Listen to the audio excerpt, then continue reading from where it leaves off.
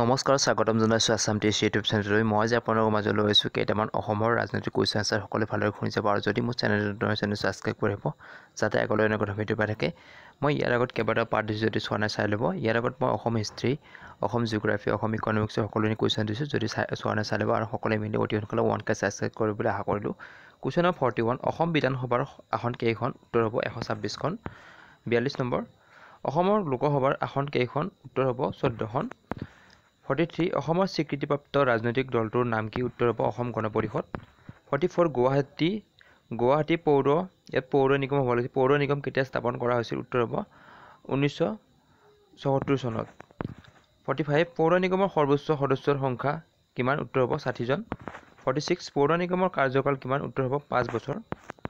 47, পৌৰ নিগমৰ প্ৰধানজনৰ কি বোলে? উত্তৰ মেয়ৰ। 48, পৌৰ নিগমৰ মেয়ৰৰ কাৰ্যকাল কিমান? উত্তৰ হ'ব 5 বছৰ।